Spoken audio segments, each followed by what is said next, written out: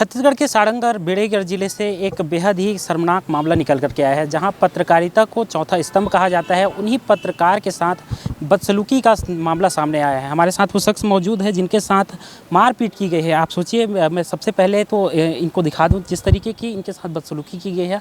आप इन तस्वीरों के माध्यम से देखिए किस तरीके से कृषि विस्तार अधिकारी ने इनके साथ मारपीट की है। और इस मामले को लेकर के अब ये राजधानी रायपुर पहुंचे हुए हैं और इनसे जुड़ते हैं।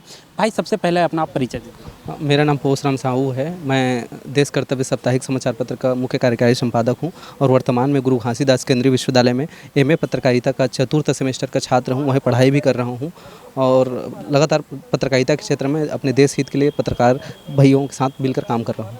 बिल्कुल, क्या कुछ हुआ था उस दौरान, क्या करने आप गए थे, उसके विषय में पूरा बताएं। एक किसान हैं आसमीन बरेड जी, माता जी हैं जनक बरेड जी के। जनक बरेड भैया वकील हैं, तो क्या है कई बार जिला कार्यालय कृषि कार्यालय में आवेदन दे चुके हैं प्रधानमंत्री किसान सम्मान निधि को लेकर। उनका क्या है 3 किस्त तक भगाया है पैसा, गरीब किसान है, नहीं आ रहा है पैसा। उस चीज़ को लेकर वे जो है मेरे को रिक्वेस्ट किए, भाई थोड़ा सा आना, कार्यालय जाएंगे और निवेदन करेंगे जा करके। तो गए हैं और उस कार्यालय में गए हैं तो फाइल लेके गए हैं। तो सबसे पहले वहाँ के जो मुख्य अधिकारी हैं डीडीए आशुतोष श्रीवास्तव, उनसे मिले हैं और उस विषय के बारे में चर्चा की है। सर, प्रधानमंत्री किसान सम्मान निधि के योजना का लाभ इनको दे दीजिए, मतलब जो आवश्यक है कर दीजिए, आगे प्रक्रिया कर दीजिए, ऐसा करके बोले हैं। तो सामने वाले जो दूसरे चैम्बर से उनको बुलाए हैं प्रवीण पटेल को, जो मारपीट किया मेरे से। तो वहाँ अपन गए हैं उसके कार्यालय में। उसके बाद चर्चा किए, सर आपसे निवेदन है, इतना धूप है सर, देख रहे हैं किसान जैसे तैसे कागज़ लेके आ रहा है, तो निवेदन है आप इस पर आवश्यक सकारात्मक पहल करते हुए इस पर कार्रवाई करें। सर आप लोगों से नहीं हो पा रहा है, आप लोगों से मैं कलेक्टर सर महोदय के पास जाके इस विषय में जाके चर्चा करूंगा, निवेदन करूंगा, ऐसा ही बोला हूं। उसके बाद मुक्केब की बरसात चालू हो गया, पूरी तरह से मारपीट किया गया, घोर मारपीट किया गया, आप देख सकते हैं।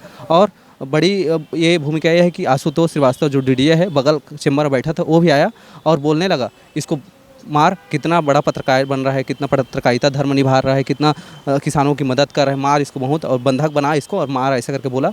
उसके बाद घटना चलती ही रही।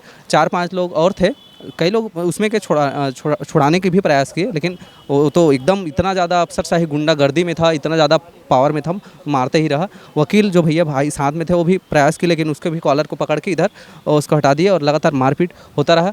और जो जितना भी मारपीट हुआ सीसीटीवी कैमरेज में जो है कैद हो गया। ये मेरे लिए प्लस पॉइंट था कि मैं अपने आप को सबूत के तौर पे अपने आप को बेगुनाह साबित कर पा रहा हूँ। ये सबसे बड़ी वहाँ की थी। और बड़ी घटना ये भी कि उस वीडियो को डिलीट करने का प्रयास किया जा रहा था, उसको बताने का प्रयास नहीं किया जा रहा था, क्योंकि जब वहाँ के पत्रकार जितने भी हमारे भाई लोग हैं, पत्रकार साथी लोग हैं और वकील लोग हैं, सब आए हैं, पूरे कार्यालय में बैठे हैं, उनसे बोले हैं कि वो दिखाओ वीडियो कैमरा, नहीं दिखा रहे थे 10-20 मिनट तक। ऑपरेटर नहीं है, ऐसा वैसा करके बहाना मार रहे थे। मेरे को तो आता नहीं, बोल रहा था डीडीए उतना बड़ा अधिकारी है, कैमरा चलाना नहीं उसको नहीं आता कि कैसा है क्या है। उसके बाद सारा चीज़ जो है सामने था, स्पष्ट तौर पर दिखा, मारपीट हुआ, आपने गलती किया करके और चढ़ रहा था ना, और मतलब बर्बरता कर रहा था। उसके बाद जैसे तैसे एक चीज़ इसमें जोड़ना चाहूँगा मैं, मेरे साथ जैसे ही घटना हुआ, मैं छत्तीसगढ़ के प्रशासन के मुखिया विकासशील महोदय, जो छत्तीसगढ़ शासन के मुख्य सचिव हैं, उनको कॉल किया, वो नहीं रिसीव किया, मतलब वो व्हाट्सअप मैसेज करिए ऐसा करके बोले। उसके बाद वहाँ के कलेक्टर महोदय को फ़ोन करता हूँ, कोई रिसीव नहीं करते हैं।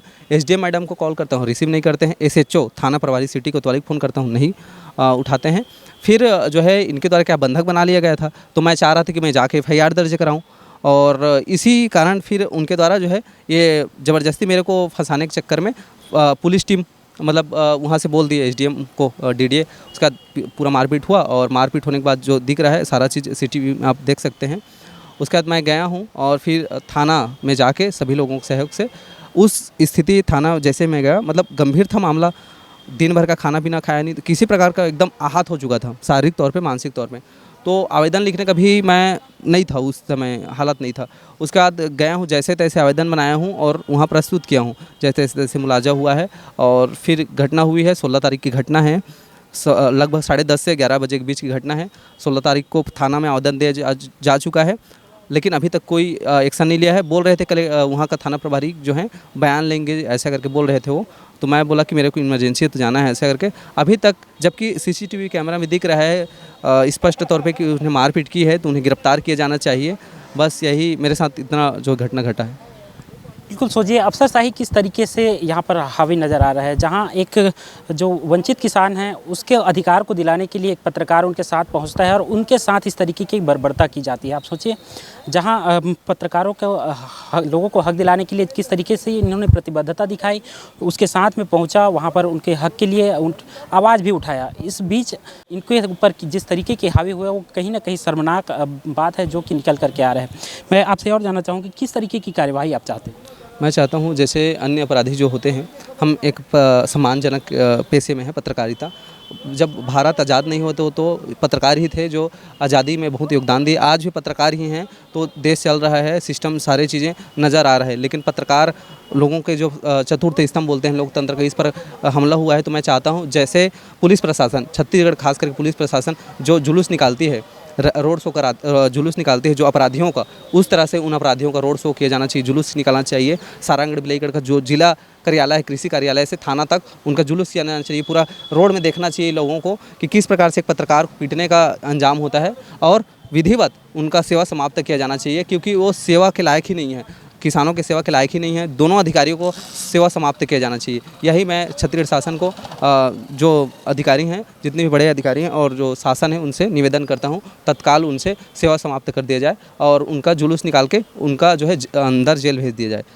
आप राजधानी रायपुर पहुँचे हुए हैं, प्रेस क्लब पहुँचे, यहाँ पर पहुँच करके किस तरीके की आपने लोगों से मुलाकात की, क्या कुछ आश्वासन? अभी तक जो है मेरे साथ जब से घटना घटा है तब से एक ही जो हैं पत्रकार, मेरे जो पत्रकार भाई हैं, जो मेरे बिरादरी के लोग हैं, उन्हीं लोग लगातार मेरे को साहस दे रहे हैं। मैं कल से तो खाना ही नहीं खाया हूँ, लेकिन उनके मोटिवेशन, उनके चीज़ों को लेकर मैं आगे बढ़ रहा हूँ।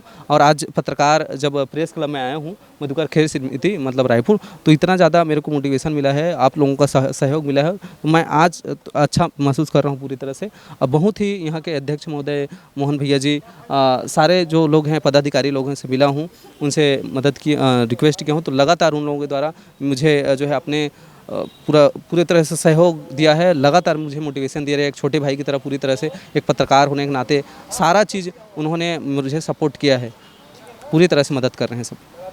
बिल्कुल, जिस तरीके का ये घटना है कहीं न कहीं एक बड़ा प्रश्न चिन्ह उन अधिकारियों के मनसे पर भी उठाता है कि क्या अफसरशाही इस तरीके से हावी हो चुका है छत्तीसगढ़ में कि किसी पत्रकार को भी नहीं बख्शा जा रहा है और उनके साथ इस तरीके के दुर्व्यवहार किए जा रहे हैं। अब देखने वाली बात ये होगी कि इस पूरे मामले को लेकर के क्या कुछ कार्यवाहियाँ की जाती है। जिस तरीके से इन्होंने कहा है कि कार्यवाही किस तरीके की होनी चाहिए, क्या उस तरीके की कार्यवाही होती है, ये आने वाला समय बताएगा। कैमरा पर्सन अनु के साथ द वॉइस टीवी के लिए नीलचंद्र पटेल, रायपुर।